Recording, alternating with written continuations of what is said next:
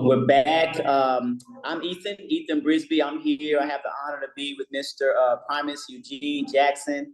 Over 42 years working alongside the NASA space program.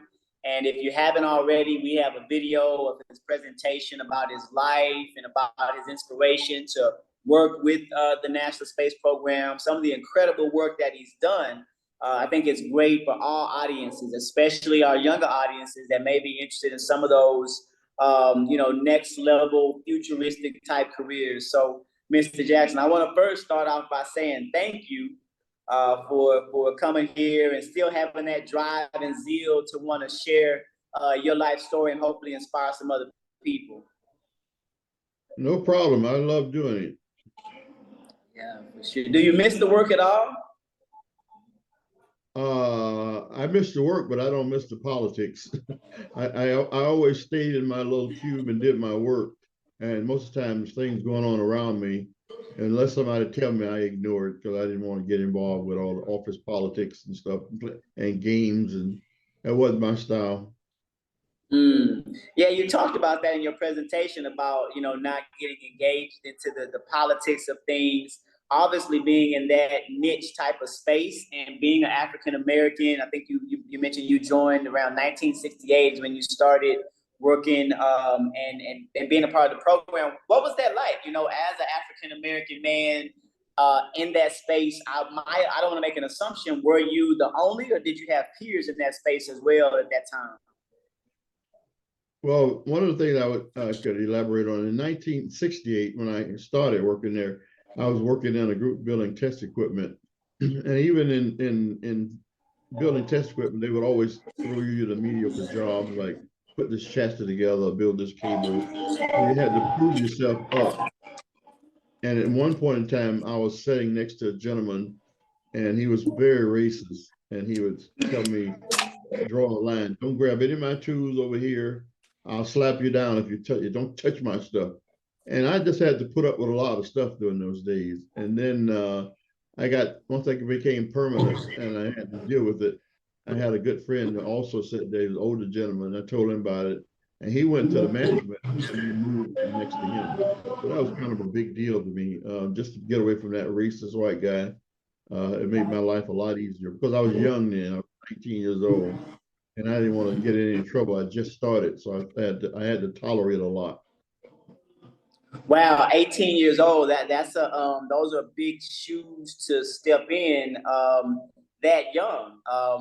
Can you talk to us a little bit more about that time period of your life, being that young, with the kind of work you were being asked to do? Was there ever pressure, or did you always feel like a natural? After I was there maybe a year or two, they saw that I could do the job. I got an opportunity to do more complex things like build circuit cards from a schematic, read an electronic schematic. When I first started, that was like, oh, you couldn't do that. You don't know enough about it. You're only 18, 19 years old. But once I proved to them that I could read a schematic and put this and wire the card properly and it will work, they said, oh, wow, he can do this. So I started moving up, doing more complicated things, because I was also going to school at the same time. So I was learning and applying it at the same time. Testing electronics, that's a big deal.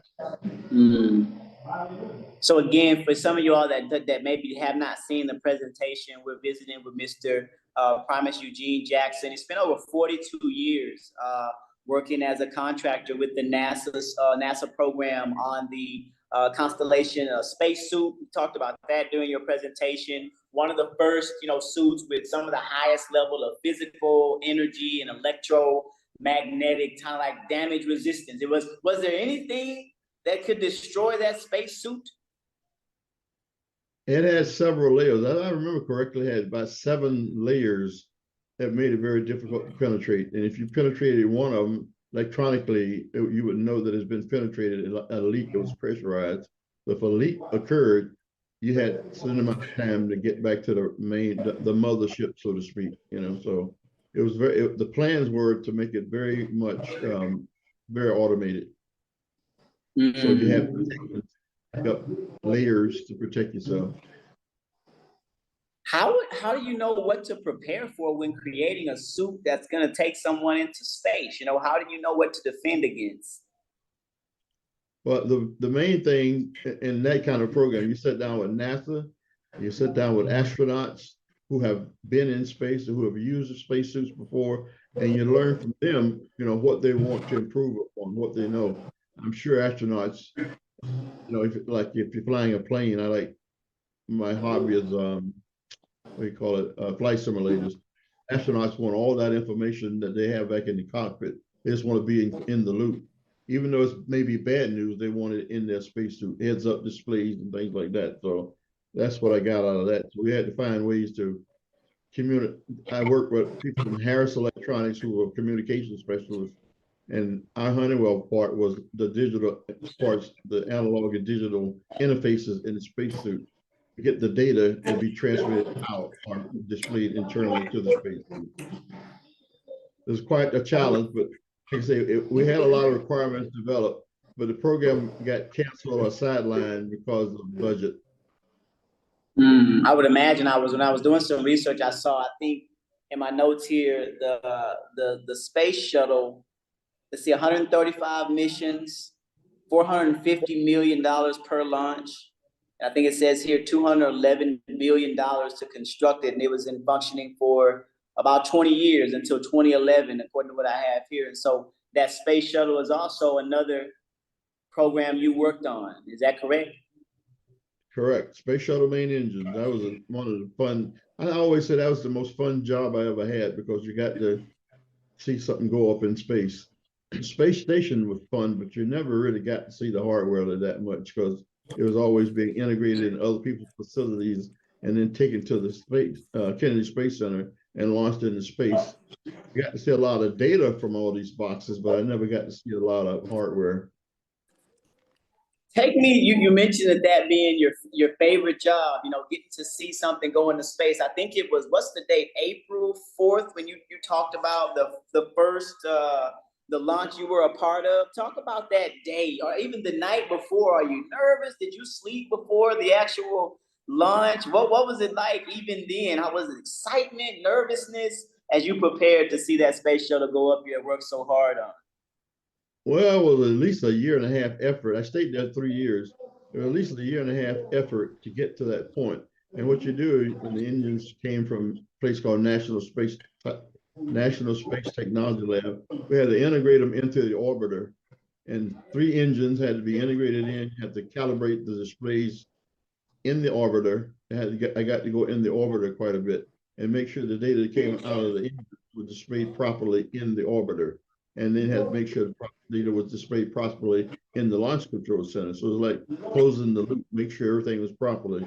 And we got to take, it was test equipment. We could inject any failure in that engine through the system and make sure it displayed properly. And the flight control software that ran in another computer properly did the right thing.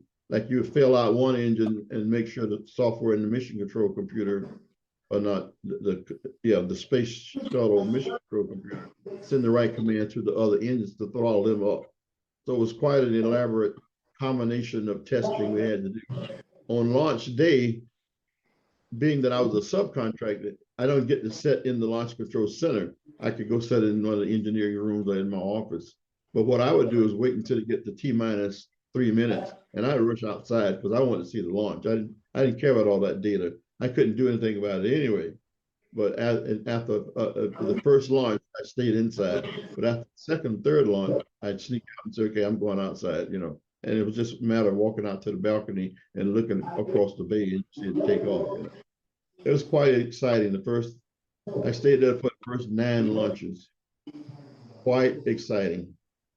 Wow, I can only imagine knowing that A, something is going into space, but B, you had a hand in it. How would you relate? Because you showed in your presentation, you know, some failed attempts as you're practicing and preparing to simulate. How can you relate the failure that you see when the space shuttle wouldn't function properly during practice, and then how you had to respond to that failure How could you relate that to life, you know, as somebody that may be dealing with setbacks, but you got to go back and fix this and that? You know, how would you relate coming back from some of the failures in the simulations to life? Well, I always take every opportunity to learn something. If you learn something from the failure, then lessons learned. After every major test, there's always this lessons learned. We have meetings about every failure, every glitch. So I take all that to mean, took all that to mean that's life. You can't just sit and cry about it. You got to pick yourself up and move on and learn from your failures. Same thing as we did in testing. If there was a failure, how can we improve it? Recall I mentioned the engine exploding. Once that engine failure happened, that engine cost $30 million. Once that happened, we were not testing for several months, maybe 6 months, until they came up with a better way. So they came up with two solutions. One was to put more sensors in there. They were look like profiles that screwed into the main chamber, and the other was to change the software. So you had reasonableness test. If a sensor failed, the other needed to say, okay, that's not reasonable. Let's keep going. That kind of thing, you know. So it was some of the failures were the way the software works. Some failures were one strike, two strikes, three strikes. So during a cycle, one failure may not mean anything, but if it happened 3 consecutive cycles, then that's a shutdown situation. And what's happening is every 20 milliseconds, you're going through a cycle. That's 20 times a second. You're going through. So at any time, you could shut that engine down. Three consecutive, three consecutive temperatures went out of range or pressures or something like that. So it may be a glitch. So we started putting strike counters in the software. That's what made it work. Wow. And that's some of that technicality is how someone can bounce back from mistakes in life. Another program you worked on before we dive into something else here is the International Space Station. And you know, I'm curious about what it was like working alongside other engineers. You know, I know there's a Japanese influence there, there's a Russian influence there.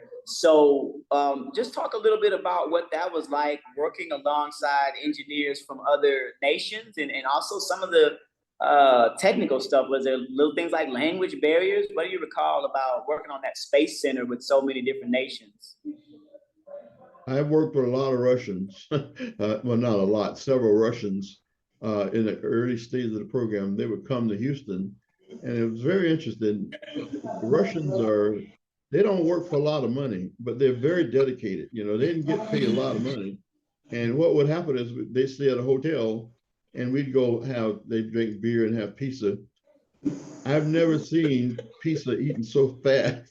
They bring They'd bring 10 pieces in 10 minutes, they were gone, you know, and drink up all the pieces. And they always had vodka. They love their vodka, and they bring their vodka from Russia, and they want you to drink. Drink vodka, drink vodka, drink vodka. No, I don't drink that stuff. No, no, no. I might taste a little beer or something. I really enjoyed working with the Russians. They were very, the few that could speak English were very nice people, you know. And I didn't work too much with Japanese. Did get to meet a couple of them, but mostly Russians because they had the biggest chunk. They had what's called the first element launch was their piece of the hardware, and then the way the space station was built, it went up to elements, the node, the FGD, all the different pieces, the power panels, all that added, all added on as we go. It took several flights to get it all complete. Yeah, I bet it did, because you're literally building a space station that now it's still in existence, and it floats there in the atmosphere. You were telling me earlier the approximate distance the space center is from Earth, and then you compared that and told me about how close Mars is, and it was a immaculate difference. Yeah, when people think of space station, it's only 200, maybe 220 miles above Earth. And if you can go online and determine when it's going to come overboard, it's going to orbit every 94 minutes. It orbits the Earth, which you think about, it's really fast. If you're sitting outside here in the Houston area, it takes about maybe 3 minutes. You can see it streaking across the sky. and you could tell what it is because it's very bright. You know, the star, it looks like a star with the panel that is just dripping across the sky. Um, there were opportunities where we had to upgrade software, do different tests, and we'd always try to wait to when it was all over Johnson Space Center because the communication was better, a direct link rather than going through satellites to get back here. There were times where we initiate a changing out software when it was above us and then verify it the next time it comes around, that kind of thing. It may come around over Canada, and then next time it may come around over Seattle. The next time it just keeps moving as the Earth's rotation. It's going around and around. Go ahead. Could an everyday citizen kind of notice that, or do you kind of have the eagle eye to know where that space station is as it's orbiting? Because you kind of said that as if I could walk outside at some point, I might be able to recognize it. Yeah, you would recognize it. It's very obvious, but it only comes around orbit your particular place every, I don't know how many days, maybe 2 or 3 months, because it's going as the Earth rotates and it's going around. The position over the land that is going over changes. So if you look it up on a day that is supposed to be over, you see it very plainly. And it's kind of exciting to see, but I've tried to tell people to go look and they don't look. It doesn't excite them like it excites me. No, for real. I want to see it now for sure. What's going on at that space center? What's happening there? They're not making pizzas up there. What's going on? They're doing a lot of experiments and stuff, trying to develop new drugs, testing out life support systems to go to Mars, a lot of different things to try to improve upon life on Earth. The main thing they're doing now is just trying to figure out how they can sustain life for long periods of time. Like we were mentioning, if you want to go to Mars, that's a 9-month trip one way. And if you want to live on Mars, you got to have infrastructure. You got to have a life support. You got to have water, gas, food, going and coming. So I don't think we'll be going to Mars anytime soon to live. Now, what will happen maybe is we'll go orbit Mars and come back. So that's about 1.5 years, maybe 2 years trip. If they can come up with life support and food and a way to manage waste that long, yeah, I guess you could do it, but that's a major thing. It's more likely it will be done with robots first. You put robots on Mars. That's doable. Yeah, it's and speaking of robots, let's maybe pivot a bit because I know now in retirement that's an area. Speaking of robotics, that you are wanting to add value to young people. When did you first kind of get? Oh man, we just lost power. No, we did we? I think I'm good. When did you first get? I'm hearing Kampala every now and then. Power goes out. I thought I saw my light. At any rate, when did you? I'm serious, man, because it's one of the things that happens, man. Power will go, and that was actually just my glow light that went out. So we're good. Yeah. When did you first get engaged with robotics, or what made you want to take that route in terms of what to do in retirement, robotics, and then of course, teaching kids about it? I enjoy helping kids, particularly kids who want to learn. But I got frustrated when I was working. I'd take off an evening, go into Houston and work with the kids. And sometimes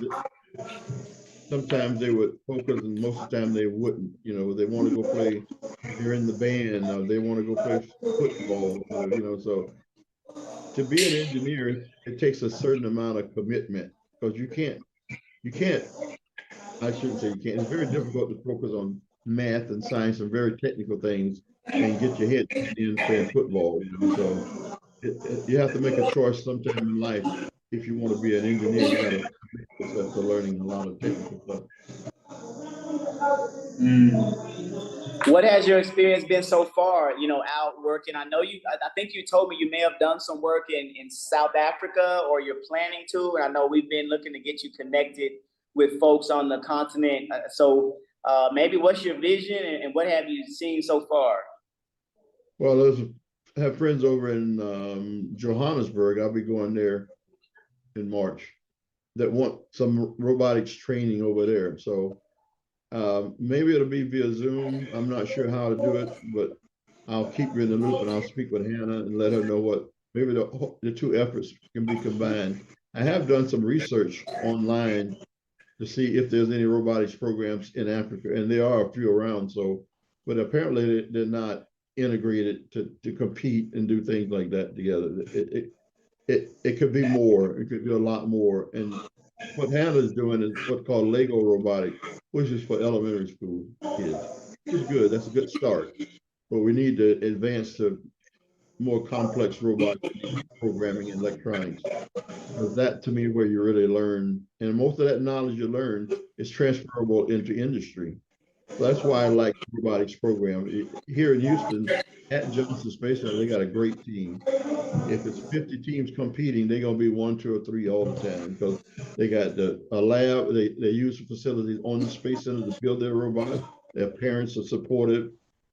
For some reason, when we did it in Houston, we couldn't get support of the parents. We couldn't, the kids were barely supported. So myself and a few other people that came out of the NSBE group, National Society of Black Engineers, would help them, but there was not a lot of commitment to getting the job done, and we didn't succeed. It's it's typical, I guess. I remember when my granddaughter was young, she said, I don't like math. You're fourth or fifth grade. How can you not? That's not math. That's arithmetic, 1, 2, 3 fractions. So we get this in our mind and we don't like it, and then we don't do it. We just, the rest of our life, we just don't want to do anything technical, which is sad because to me, that's where the money is. If you're gonna make a living, you need to go where the money is. No, absolutely. I think STEM has been, a buzzword for, 15, 20 years now, knowing that that's the direction we're going in. I even think about, agriculture and what robotics can do on the continent for, industry. You mentioned industry. And so I'm really excited. One of the things that we do with Shift, as you know, is bridging the gap. And so it's really an honor. And I'm glad, Mr. Jackson and I, we met maybe 5 years ago now, or 4 years ago, something like that, in Galveston. I was speaking at a program, and we, ironically enough, sat next to each other. Didn't know we'd be having this conversation a few years later, but may that it be. That's the way life works. I'm ready to go. Whatever I can do to help, let me know. Like I said, I love to travel, and I haven't done a lot of traveling in Africa, but I'm ready to go. No, absolutely. So I look forward to what we'll do next. I'm glad. Thank you for sharing about, your career. Again, this is something we wanted to do for Black History Month, because for what you did and who you are in this world, and for the knowledge you have, it certainly is historical. And we want to make sure we continue to help propel you to whatever the next phase of life is. And if that's here on the continent doing some work in robotics, everybody I talked to, they say, yeah, bring him, send him on over. I even sent you the message. The guy's like, man, we'll take him straight to the ministry level. So looking forward to having you here on the continent as time and your schedule allows. Yeah, I'm encouraged by what you're doing. Also, her brother then moved his whole life to Uganda. That's amazing. That's amazing. So whatever I do is a whole lot less than what you're doing. So I'm retired, so I have plenty of time to do it, and I can work it into my passion to travel. So I'm ready. Absolutely. I got to have you back because I got so many more questions, but I know I've had you on. You did your presentation and we've chatted for a bit.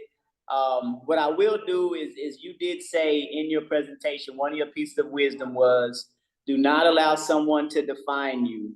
And when I think about the African diaspora at large, whether it be Africans that see life in the Western world and have a clamoring for that, or whether it be African Americans that hit that glass ceiling thinking, just like you had to experience, a lot of us stop short. So if you could expound just a bit more on that idea of not allowing someone to define you, because that's certainly something you didn't do. You did not allow someone else to define how high you could fly, literally and figuratively. The example I always use is like an elevator pitch kind of thing. If I get on the elevator and there's me and a white person, a white lady, I'm imagining what she's thinking. And the only thing she knows mostly is what she saw on the 6 o'clock news, you know. This guy might be a criminal, he may be a drug, he might be a rapist. So the first thing I'm gonna say, hey, how was your day today? You know, what's the weather like today? And so let's strike up a conversation about anything. Not anything political, because that might be the wrong person. But strike up a conversation just to let her know that you're not there to hurt her, you know. And usually that works pretty good. I'm kind of known to my family always say you'll talk to anybody, and that's true. I will. I meet people, and I like culture and all religions, and you know, I don't pick and choose. I just like people, you know. Yeah, I think that's very important, you know, and so it's very important that everybody out there, if you haven't already, go check out the presentation that Mr. Jackson did, where it talks a bit about his work at NASA, and this definitely is just the beginning. So we'll pause here with what we've done. Again, my name is Ethan Brisby. I'm the founder of Shift Enterprise Academy. We are an ed tech program, and we also have a venture studio. We help entrepreneurs and small business executives get from where they are now to where they want to be in the future. And so I encourage you guys to go to our website, www.shiftenterpriseacademy.com. And then, of course, you should probably be viewing this on our YouTube channel. So check out some of our videos. Again, Mr. Jackson, thank you so much. I'm going to hit pause on this record, and we'll see you next time. All righty.